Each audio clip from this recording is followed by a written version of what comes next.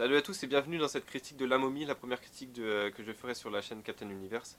Donc La Momie est le premier film également du Dark Universe, l'univers des monstruosités d'Universal, auquel viendra s'ajouter en 2019 La fiancée de Frankenstein, réalisé par le réalisateur qui a fait La Belle et la Bête et dont j'ai oublié le nom.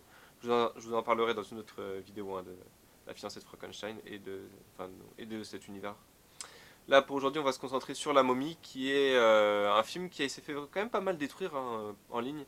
Et je pense que ça vient du fait qu'en fait les gens, et c'est un peu de la faute d'Universal, qui sont donc les producteurs de ce film, ont mal communiqué sur ce film. C'est-à-dire que c'est pas un film, enfin c'est un film qui reprend le nom et plus ou moins le concept des précédents films La Momie, mais qui reprend juste le concept, qui reprend pas la forme. C'est-à-dire que pour moi, j'y suis vraiment allé en tant que pour aller voir un film d'action avec peut-être des éléments qui allaient faire un peu peur. J'y suis pas allé pour aller voir un film d'épouvante ou un film d'horreur.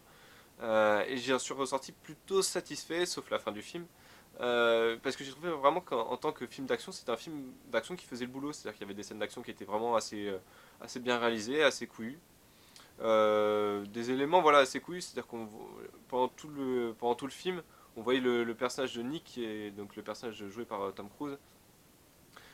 Justement, c'était un Tom Cruise qu'on voyait pas souvent, c'est-à-dire qu'il pensait plus à sa gueule qu'à autre chose. Il y avait une fille dans l'intrigue, mais c'était pas une. Le film la présentait pas comme un intérêt romantique, mais plus comme un intérêt sexuel. Donc ça, j'ai trouvé que c'était vraiment couillu, et puis de voir que voilà, Tom Cruise jouait carrément un salaud, c'était assez bien. Et puis le concept en fait que la momie voulait plus ou moins séduire le personnage de Nick, c'était quelque chose également qui m'intéressait parce que j'ai trouvé que il y avait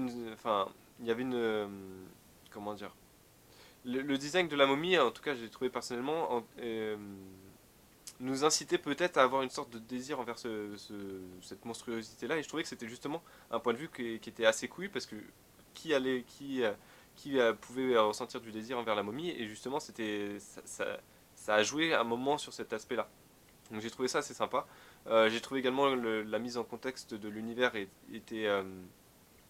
était couillue mais pas forcément bien exécutée. C'est-à-dire ils ont vraiment voulu y aller à fond en montrant j'ai oublié le nom de la société avec Monsieur Hyde, Mr Hyde. Donc la double personnalité qui est Kevin Costner, etc. On nous explique avec notamment ce passage dans la dans l'antichambre où on voit des masques, enfin des mâchoires de vampires, etc. Donc on sait qu'on est vraiment dans un univers où il y a les vampires, etc. Donc ça c'était vraiment bien fait. Mais en fait, j'ai bien aimé le fait que ce film soit un film d'action qui se déroule à 100 à l'heure, mais le problème c'est que en tant que premier film dans un univers, c'est justement peut-être ce qu'il n'aurait pas fallu faire. Parce que du coup on n'a pas le temps de passer, vraiment de se poser dans cet univers, et ça se déroule à 100 à l'heure, et du coup l'introduction de la société cette société secrète fait assez, comment dire, fait vraiment rusher. C'est genre, fallait qu'on le mette dans le film parce que c'est le début de notre univers, mais vous en foutez pour l'intrigue, et on s'en fout clairement pour l'intrigue. Donc j'ai trouvé vraiment que en tant que film, ça abordait des thèmes qui n'étaient pas forcément vus dans les précédents films La Momie.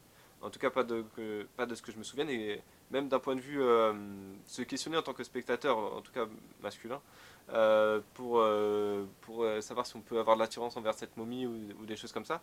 Moi, j'ai trouvé que c'était vraiment bien fait. Euh, il y a quand même des défauts en termes de mise en scène, même si j'ai trouvé que c'était peut-être un des points forts la- de de ce film.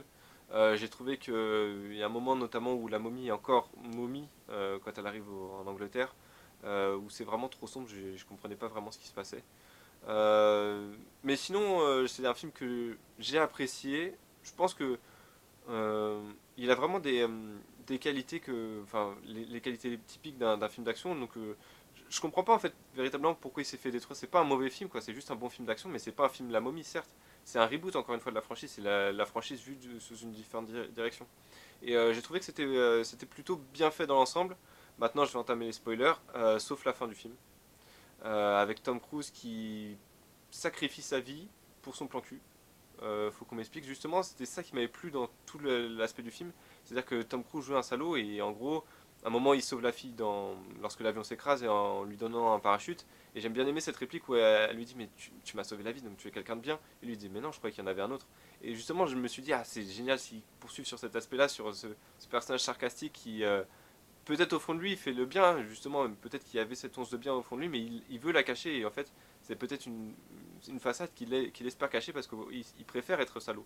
Et j'ai trouvé que justement le personnage maudit là qui était avec lui, son pote, qui meurt là au début du film, était justement cet aspect, cet aspect, cette personnalité qu'il espérait être mis en avant, c'est-à-dire cet aspect, mais t'es un salaud et moi je suis là pour te le rappeler, et justement Nick pouvait se dire oui mais je préfère être salaud, même si ça me fout dans la merde. Et même cet aspect insouciant pour un personnage aussi vieux, aussi vieux, aussi âgé, c'est-à-dire qu'on avait vraiment l'impression que c'était un militaire qui était aguerri, etc. Mais qu'il a cet aspect insouciant, notamment lorsqu'il libère la momie. J'ai trouvé que c'était vraiment sympa, et encore une fois, pas vu souvent dans les films de Tom Cruise. Jusqu'à la fin, donc, où il sacrifie tout ça pour devenir le gentil qui sacrifie le monde. Parce que il met, je crois que c'est l'esprit de Seth, du coup, à l'intérieur de lui-même en se poignardant. Pareil, ce moment-là, j'ai pas très bien compris au départ ce qu'il faisait, c'était pas très bien tourné selon moi. Et pourtant, je l'ai pas vu en 3D.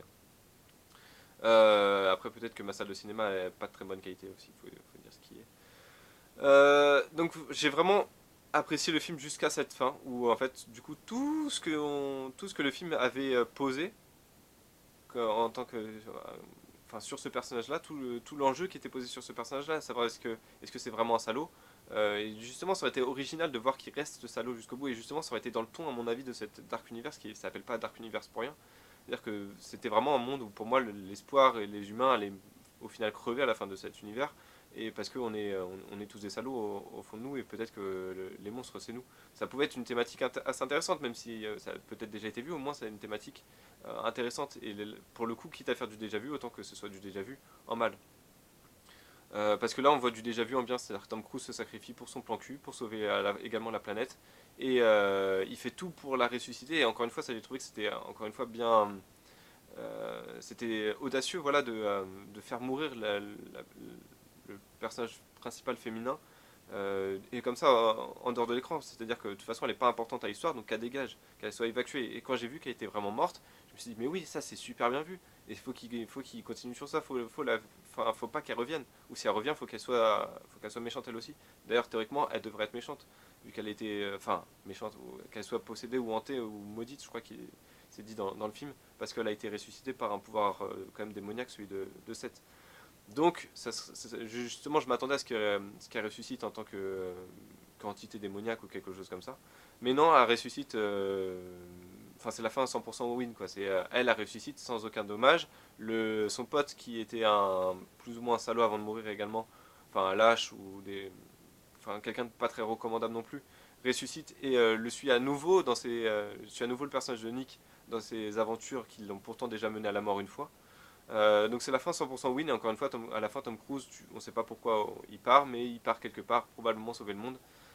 Donc j'ai trouvé que c'était vraiment dommage, c'était vraiment un potentiel gâché, parce que j'aurais aimé voir Tom Cruise dans un rôle, dans cet univers où il peut être, où il est vraiment salaud, où il est vraiment méchant, on ne sait pas sur quel pied danser avec ce personnage-là, où d'un côté il prend des actions pour sauver quelqu'un, mais ça peut être juste pour servir son intérêt. Ça m'a un peu rappelé en fait le personnage quasiment de Constantine dans DC Comics, où du coup il va dans des galères parce qu'il est insouciant, mais il s'en sort toujours, mais il s'en sort toujours parfois, même s'il faut sacrifier ses amis. Et c'est justement parfois ce qu'il faut faire, parce qu'il n'a pas d'autre choix, parce qu'il s'est mis dans la merde. Et donc je pensais que Nick allait être ce personnage-là, j'espérais qu'il devienne ce personnage-là, et en fait il est devenu juste un personnage, en gros c'est devenu quasiment Superman à la fin. Donc j'ai vraiment trouvé ça dommage. Ça a niqué tout l'envie que j'avais de découvrir cet univers, parce que, enfin, pas tout l'envie, non, mais j'ai perdu en fait certains espoirs sur le ton de cet univers, et j'ai l'impression qu'ils veulent juste se tourner vers un univers totalement grand public, alors que il y avait moyen d'attirer enfin de se concentrer certes sur un grand public, mais sur un grand public, par exemple adolescents, jeunes adultes ou même adultes, en faisant un univers vraiment noir où on n'a pas à attirer les enfants, parce que là clairement, ouais, clairement les enfants peuvent aller voir la momie, quoi. Il y a- c'est pas noir, c'est pas grave, voilà, c'est pas grave ce qui se passe dedans. Il y a certes de la destruction, mais on voit quasiment pas grand monde mourir, et ceux qu'on voit mourir, ils ont même pas de nom. Donc c'est pas grave ce qui se passe dedans, alors que ça aurait pu être grave si, voilà, si Tom Cruise était resté méchant, était resté un salaud, et qu'il n'avait pas ressuscité le personnage féminin et son pote. Donc voilà, c'est à peu près tout ce que je voulais dire sur la momie. Donc en termes de critique, c'est un bon film d'action, mais c'est un assez mauvais film, j'ai trouvé, en termes d'enjeu. C'est un film qui se trahit lui-même en fait, et c'est vraiment dommage. C'est un film qui est audacieux sur certains points jusqu'au bout du film, et les 2 dernières minutes détruisent tout ça. Et c'est vraiment, vraiment dommage, parce que du coup on sait plus sur quel pied danser avec cet univers, et est-ce que c'est un univers sombre, ou est-ce que ça a de sombre que le nom. euh, L'avenir nous le dira, j'imagine, mais je pars beaucoup moins confiant que au début de ce film. Où, durant tout le film, j'étais confiant pour cet univers, et ils ont réussi à casser ça en 2 minutes avec une décision stupide. Comme si en fait le film était écrit à la base pour être dark, et Tom Cruise est arrivé en disant mais attendez, je joue un salaud là, mais ça va pas le faire, à la fin vous me faites devenir le sauveur de l'humanité. Ils ont dit ah ok, bon, après tout, pourquoi pas. Après pourquoi pas, si le personnage de Nick devient un anti-héros possédé par une entité démoniaque, mais bon ça ferait un peu doublon avec le personnage de Kevin Costner, le docteur Henry Jekyll, et qui est également possédé par Mr. Hyde. Ça ferait un peu doublon avec lui, donc encore une fois ils se sont tirés une balle dans le pied. Donc voilà, c'est tout ce que je voulais dire pour cette critique sur la momie. Donc n'hésitez pas à me dire ce que vous en avez pensé dans les commentaires de cette vidéo, et également de ce film, et également de cet univers. Est-ce que vous vous attendez à voir, je sais pas, aller voir la momie 2 ou des choses comme ça. Donc n'hésitez pas à me dire ce que vous en pensez dans les commentaires. Moi je vous retrouverai pour une prochaine vidéo, probablement sur le Dark Universe. Je pense que je vais enchaîner avec ce qui se passe après la momie. Et bah voilà, je vous remercie d'avoir regardé cette vidéo, et je vous dis à bientôt.